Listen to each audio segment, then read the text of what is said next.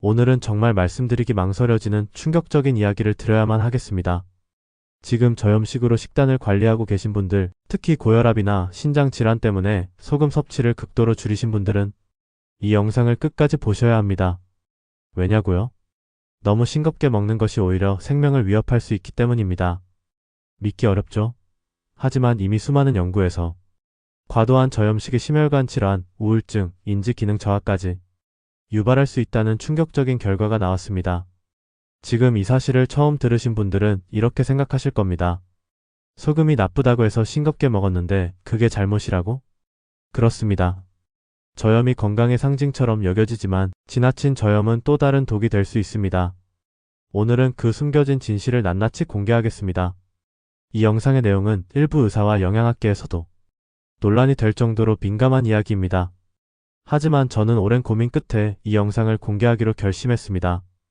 이야기는 전북 전주에 사시는 68세 김기석 어르신의 사례로 시작됩니다. 김 어르신은 10년 전 고혈압 진단을 받은 뒤 의사의 권유로 극단적인 저염식을 시작했습니다. 국찌개는 물론 김치도 끊었죠. 소금 대신 레몬즙과 허브만 사용했고 가족들은 아버지 밥이 너무 밍밍하다며 걱정했습니다.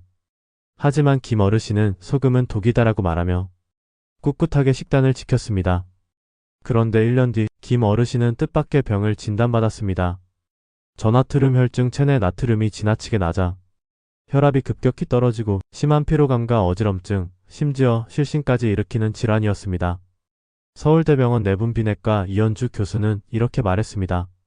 많은 시니어들이 소금적 건강으로 착각하지만 나트륨은 신경과 근육이 움직이기 위한 필수 전해질입니다.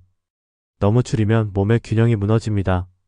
김 어르신의 혈중 나트륨 농도는 정상보다 20%나 낮았고 심박수가 불안정해 응급실로 이송되기까지 했습니다.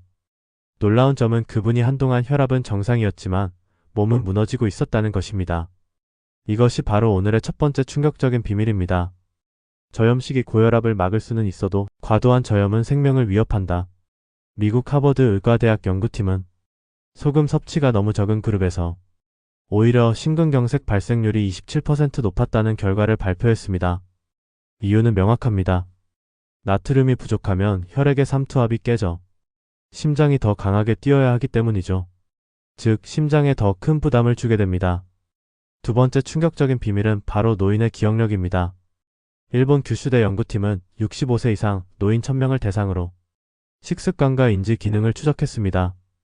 그 결과 지나치게 싱겁게 먹는 그룹에서 치매 발병률이 1.8배 높았다는 결과가 나왔습니다.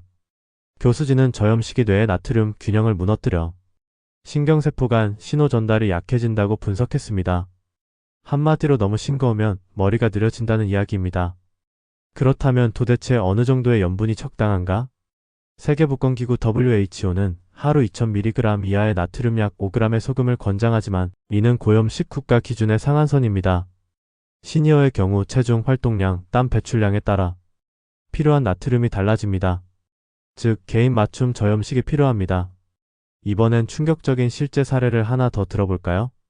부산에 사시는 72세 이정자 할머니는 수년간 저염식을 유지하다가 어느 날 갑자기 다리에 힘이 풀렸습니다.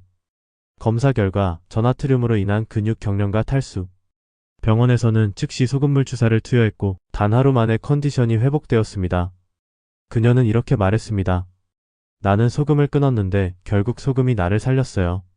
서울성모병원 영양학과 박진수 교수는 말합니다. 나이가 들면 신장에서 나트륨을 보유하는 능력이 떨어집니다. 따라서 무염식은 매우 위험합니다. 뇌기능 저하, 우울감, 근육 약화가 동시에 올 수 있습니다. 그렇습니다. 우리가 흔히 짠 음식을 피하라고 하지만 짠맛 자체보다 균형이 중요한 것입니다.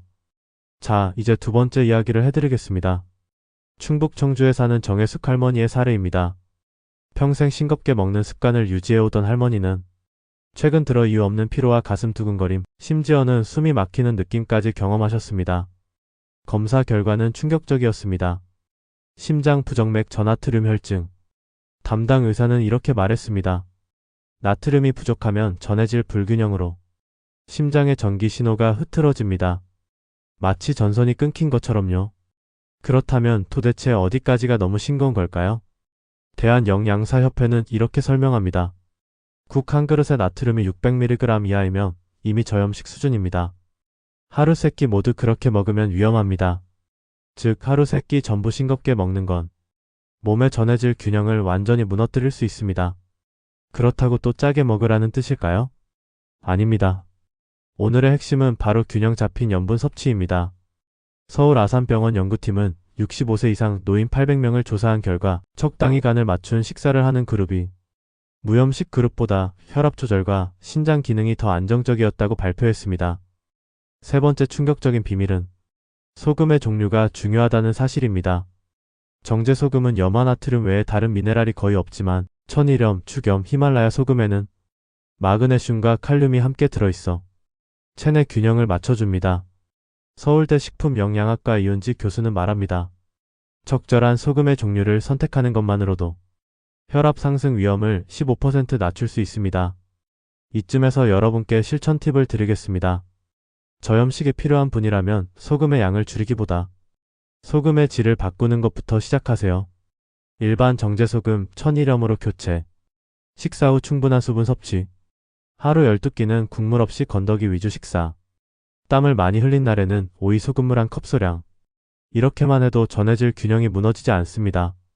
그런데도 여전히 소금은 독이라고 생각하신다면 한 가지 실험을 해보세요. 아침 공복에 손톱을 눌러보세요. 하얗게 돌아오는데 3초 이상 걸린다면 몸이 이미 전해질 불균형 상태일 수 있습니다. 그럴 때는 아주 소량의 미네랄 소금을 물에 타서 드세요. 몸이 금세 가벼워질 겁니다. 이제 네 번째 충격적인 사실입니다. 너무 싱겁게 먹으면 우울해진다. 미국 예일대 정신의학과 연구에 따르면 저염식 그룹은 정상 염분 그룹보다 우울감 무기력 감수면 장애가 30% 이상 높았습니다. 나트륨은 세로토닌과 도파민 분비를 조절하는 뇌의 전해질 균형에 관여하기 때문입니다. 즉 싱거운 팝상은 마음까지 밍밍하게 만든다는 말입니다. 자, 이제 가장 궁금한 질문. 그럼 얼마나 어떻게 먹어야 안전할까? 서울성 모병원 영양팀은 이렇게 권장합니다. 하루 총 나트륨 약 1800에서 2400mg. 하루 소금 기준 5에서 6g 작은 티스푼 1. 국물은 3분의 1만, 반찬은 간을 줄이되 버무림류는 허용. 즉 무조건 싱겁게가 아니라 조절된 맛이 정답입니다.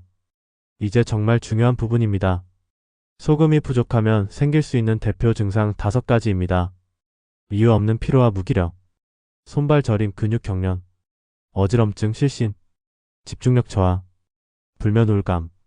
이 5가지가 자주 반복된다면 과도한 저염식을 의심해야 합니다. 그렇다면 어떻게 균형을 회복할 수 있을까요? 저염식을 하고 싶다면 바른 조합을 기억하세요. 1. 소금 대신 미역국 다시 마육수 활용 천연 나트륨과 요오드 보충. 2. 칼륨이 풍부한 채소 시금치, 토마토 나트륨 균형 조절. 3. 수분 충분히 섭취 하루 1.5리터 이상. 이 3가지만 지켜도 안전합니다. 자, 이제 정말 놀라운 비밀을 하나 더 알려드릴게요. 소금 섭취 시간대에 따라 혈압이 달라진다.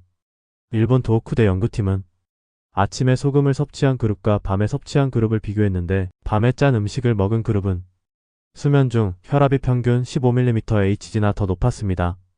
즉, 짠 음식은 아침, 점심에, 저녁은 싱겁게가 정답입니다. 지금까지 들으신 이야기가 충격적이셨죠? 요약하자면 1. 너무 싱겁게 먹으면 전해질 균형이 깨진다. 2. 저염식이 심장 내정신 건강에 해를 줄 수 있다. 3. 염분의 질과 시간대가 중요하다. 4. 균형 잡힌 식사가 진짜 건강이다.